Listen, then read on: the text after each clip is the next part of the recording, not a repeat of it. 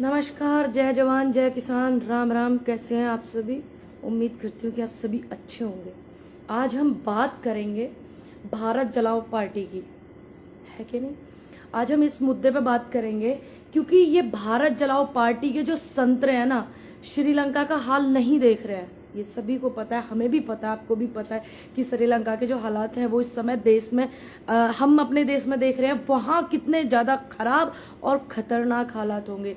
हमारे भारत जो है उसी राह पे चल रहा है, श्रीलंका की जो राह है उसी पे चला। और ये नागपुरी संतरे देश में सांप्रदायिक आग भड़का रहे हैं और हमें जो नतीजा देखने को मिल रहा है श्रीलंका का, उसी के हालात हम देख रहे हैं। लेकिन ये अलग बात है, कोई बोल रहा है कोई नहीं बोल रहा है, और आने वाले समय में इससे ज़्यादा देखेंगे जिसका जो नतीजा है वो अभी शाहीन बाग में जो बुलडोजर चला, जब जनता ने वहाँ की विरोध किया तो वो लोग अपनी भड़ास निकाल करके पेड़ों पर चले गए।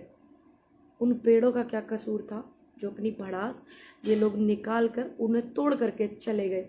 मेरी जनता से अपील है कि कृपया शांति बना करके रखें, भाईचारा बना करके रखें और इन नागपुरी संतरों से डट करके और मिल करके सामना करें। और इनको सिर्फ एक ही बात में यकीन है, इनका सिर्फ एक ही मकसद है, इनको सांप्रदायिक आग भड़का करके उन पर रोटियां सेकना और सत्ता पाना, सिर्फ इनका ये मकसद है। और असली देशद्रोही यही हैं, इन्हें कोई देश से प्यार नहीं। हमारे देश के देशद्रोही यही है। और अगर इनको प्यार होता तो ये आपस में सांप्रदायिक जो भड़ास आग फैलाना चाहते हैं ये वो नहीं फैलाएंगे। इन्हें हमारे राष्ट्र से कोई प्यार नहीं है, आप इस बात को समझिए। सांप्रदायिक की जो आग ये भड़काना चाहते हैं, ये क्यों भड़काना चाहते हैं इस बात को समझिए। क्योंकि इतने सालों से इन्होंने इसी चीज पे काम किया कि लोगों में भड़ास करनी है, भड़काना, आग लगानी है, लड़ाई झगड़े ये सब करवाना है। तो इनका सिर्फ यही एक मकसद है।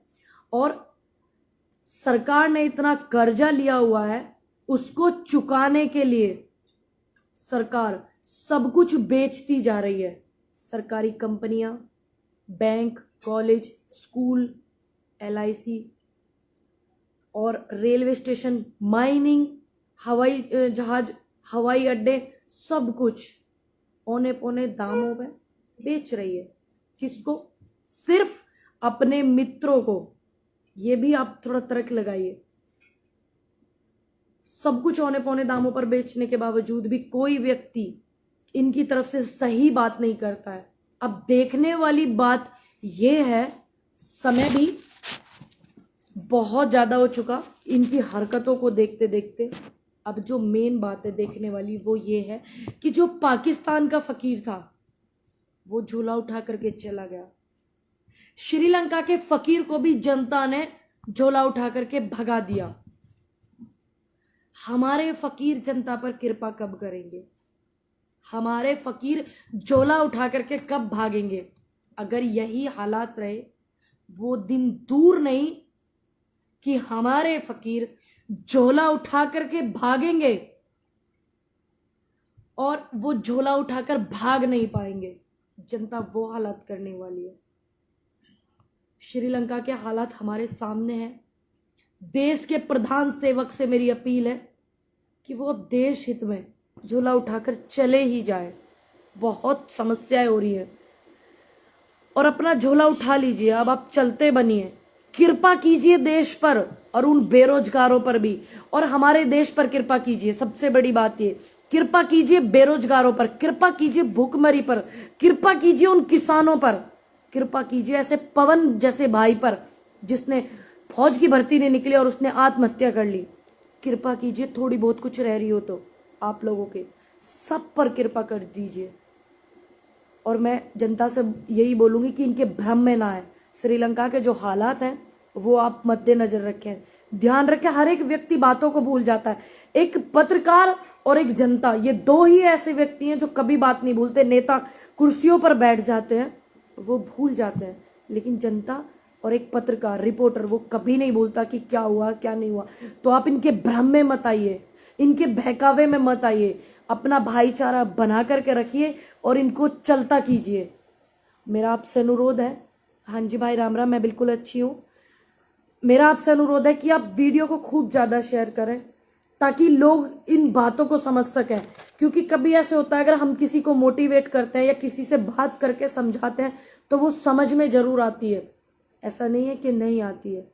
और किसी न किसी मुद्दे पर बोलना हर किसी को चाहिए, ये बहुत ही जरूरी बात है। इसलिए मेरा अनुरोध है कि सभी जितने भी फेसबुक चलाते हैं, जितने भी फेसबुक से जुड़े हुए लोग हैं, इंस्टाग्राम, ट्विटर, आप इन मुद्दों पे बात कीजिए। आप इन्हें बताइए कि इन्होंने कितना चीजें खराब किया हुआ है। और अब भी जाने की कोई कृपा नहीं कर रहे हैं ये लोग। अगर ये जाने की कृपा कर दें तो हमारे देश में वही शांति, वही खुशहाली जो 2014 से पहले थी। 2014 के बाद से कितनी चीजें भड़काई, कितनी आग इन्होंने लगाई। ये नागपुरी संतरे ऐसे थोड़ी बाज आएंगे। तो आप इनका जो एक मेन जो इनकी जब रीढ़ की हड्डी टूटती है ना, वो भाईचारे को बरकरार रखने से टूटती है, चाहे वो कोई भी सरकार हो। तो मेरा आपसे सबसे पहले अनुरोध है कि देश हित में अगर आप लोग हैं और आप देश को प्यार करते, क्योंकि इनको हमारे देश से प्यार नहीं, इनको सिर्फ सत्ता से प्यार है। अगर आप देश हित में हैं तो आप इनको बोलिए और आप इनसे सवाल कीजिए, क्योंकि ये आपके सवालों का जवाब नहीं दे सकते। इन्होंने कभी कुछ किया ही नहीं। तो मेरा आपसे अनुरोध है कि आप वीडियो को खूब ज़्यादा शेयर करें और मुझे सपोर्ट करें। इंस्टाग्राम पर मुझे फॉलो करें, पंडित पूनम 609 नॉन स्पेस, और मुझे फॉलो करना ना भूलिएगा ट्विटर पर @पूनम पंडित IND। और वीडियो को इतना ज़्यादा शेयर कीजिए, जो ये जिंदाबाद की भीड़ इकट्ठा कर रहे हैं, हमारे जो भाई, हमारे दोस्त, मित्र, परिवार पढ़ा लिखा है वो नौकरियों पर रहे, फौजी फौज में रहे और किसान खेत में रहे, और जो युवा वो बेल्ट की नौकरी है, कोई भी नौकरी है उस पर रहे, और हमारे देश में फिर से वही शांति हो। क्योंकि जो युवाओं को ये नशा चढ़ा रहे हैं ना, सांप्रदायिक भड़काऊ आग भड़का रहे हैं, उसका हिस्सा बना रहे हैं, उसको मत बनने दीजिएगा। मेरा आपसे यही अनुरोध है।